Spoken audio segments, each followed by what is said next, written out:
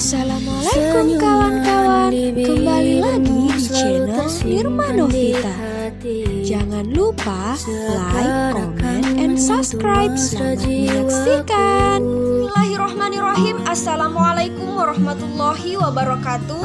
Perkenalkan, nama saya Nirma Novita, mahasiswi program studi pendidikan guru sekolah dasar Fakultas Ilmu Pendidikan Universitas Negeri Makassar. Pada video kali ini, saya akan mempresentasikan proposal penelitian saya yang berjudul Hubungan Perhatian Orang Tua dengan Hasil Belajar Siswa Kelas 4 SD Gugus 2 Kecamatan Barebo, Kabupaten Bone. Nah, pada proposal ini terdiri dari 3 bab. Bab pertama yaitu pendahuluan, yang kedua kajian pustaka, dan yang ketiga metode penelitian. Adapun di bab pertama atau pendahuluan terdapat 4 subpokok pembahasan. Yang pertama yaitu latar belakang, yang kedua rumusan masalah, yang ketiga tujuan penulisan, dan yang keempat manfaat. Nah, yang pertama yaitu latar belakang. Perhatian orang tua dapat dilihat dengan pemberian bimbingan belajar, pemenuhan alat penunjang belajar, pemberian dorongan belajar secara teratur pada anak. Perhatian orang tua dengan penuh kasih sayang terhadap anaknya akan menumbuhkan aktivitas anak sebagai suatu potensi yang sangat berharga untuk menghadapi masa depan. Selain itu, dengan adanya perhatian orang tua dalam belajar, maka pola belajar anak lebih teratur dan terarah sehingga anak memperoleh hasil belajar yang maksimal. Nah, yang kedua yaitu rumusan masalah. Berdasarkan uraian latar belakang, peneliti merumuskan 3 pokok rumusan masalah. Yang pertama yaitu bagaimana gambaran perhatian orang tua siswa kelas 4 SD Gugus 2 Kecamatan Barebo, Kabupaten Bone. Yang kedua, bagaimana gambaran hasil belajar siswa kelas 4 SD Gugus 2 Kecamatan Barebo, Kabupaten Bone. Dan yang ketiga, apa ada hubungan antara perhatian orang tua dengan hasil belajar siswa kelas 4 SD Gugus 2 Kecamatan Barebo, Kabupaten Bone. Nah, selanjutnya yaitu tujuan penelitian. Berdasarkan rumusan masalah yang dikemukakan, terdapat 3 tujuan. Yang pertama yaitu mendeskripsikan gambaran perhatian orang tua siswa kelas 4 SD Gugus 2 Kecamatan Barebo, Kabupaten Bone. 3. Mendeskripsikan gambaran hasil belajar siswa kelas 4 SD Gugus 2 Kecamatan Barebo, Kabupaten Bone. Dan yang ketiga, mendeskripsikan ada tidaknya hubungan antara perhatian orang tua dengan hasil belajar siswa kelas 4 SD Gugus 2 Kecamatan Barebo, Kabupaten Bone. Nah, selanjutnya yaitu manfaat penelitian. Manfaat penelitian ini terbagi atas 2. Yang pertama manfaat teoritis dan yang kedua manfaat praktis. Nah, yang pertama manfaat teoritis. Hasil penelitian ini diharapkan dapat menjadi bahan masukan dalam pengembangan ilmu pengetahuan, khususnya dalam bidang pendidikan, tentang pentingnya perhatian orang tua dalam meningkatkan hasil belajar siswa, serta menjadi acuan bagi peneliti selanjutnya dalam melakukan penelitian. Yang kedua, manfaat praktis, yaitu yang pertama menjadikan siswa lebih terarah dalam belajar sehingga memperoleh hasil belajar yang baik. Dan yang kedua, bagi calon peneliti lain sebagai referensi dalam melakukan penelitian. Nah, selanjutnya yaitu bab kedua yaitu kajian pustaka. Di sini terbagi atas 3, yaitu yang pertama kajian teori, yang kedua kerangka pikir, dan yang ketiga hipotesis. Kajian teori ini membahas mengenai pengertian orang tua, pengertian perhatian orang tua, prestasi belajar, dan hubungan antara perhatian orang tua dengan prestasi belajar. Nah, dalam memperoleh hasil belajar sebagaimana mestinya, terutama diperlukan perhatian orang tua dalam mendukung potensi belajar anak untuk mencapai hasil belajar yang optimal. Tentunya dengan memberikan perhatian sebagaimana yang telah dijelaskan sebelumnya dalam bentuk menyediakan fasilitas belajar, mengawal waktu belajar sekolah anak, mengenal kesulitan belajar anak dan membantu kesulitan belajar anak tersebut. Nah, selanjutnya yaitu kerangka pikir. Kerangka pikir di sini dapat kita lihat pada tabel yang ada. Di situ terdapat proses pembelajaran, terdapat perhatian orang tua yang disimbolkan dengan X, dan terdapat hasil belajar yang kami simbolkan dengan Y. Di situ perhatian belajar Nah, dapat kita lihat pada tabel. Di situ di bawah terdapat analisis, kemudian ada hubungan, kemudian temuan, dan tidak ada hubungan. Nah, selanjutnya yang terakhir hipotesis.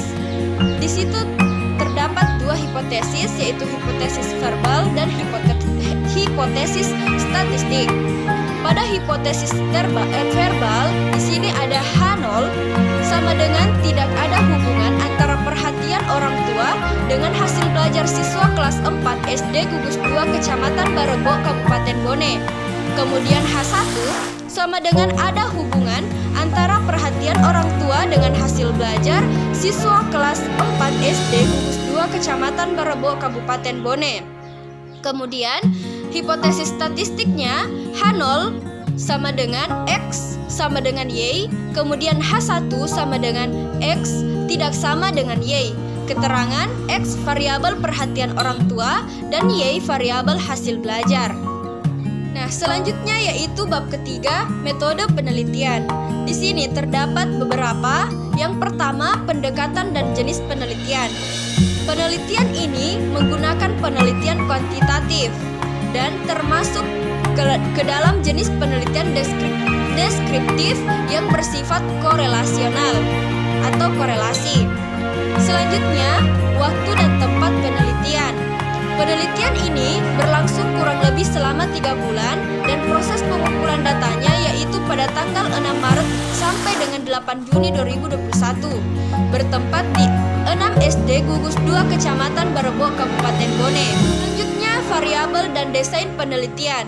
Variabel yang digunakan yaitu variabel bebas dan variabel terikat. Adapun desain penelitian di sini terdapat X dan Y,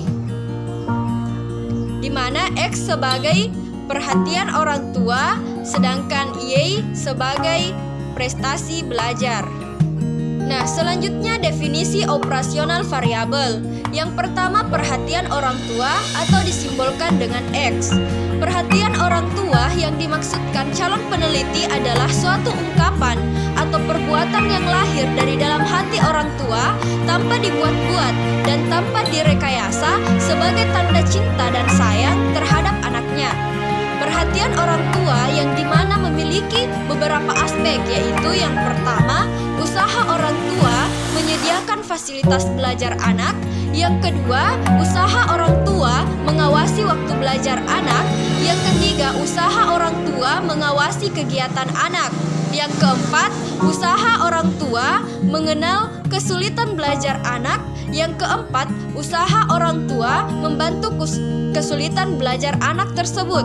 Nah, hal ini sangat berpengaruh terhadap proses belajar siswa, terutama dalam pencapaian hasil belajar siswa kelas 4 SD Gugus 2 Kecamatan Barebo, Kabupaten Bone. Yang kedua yaitu hasil belajar siswa. Hasil belajar siswa diperoleh melalui dokumentasi dari nilai ulangan harian siswa yang ada pada guru kelas 4 masing-masing sekolah yang menjadi sampel. Nah, selanjutnya yaitu populasi.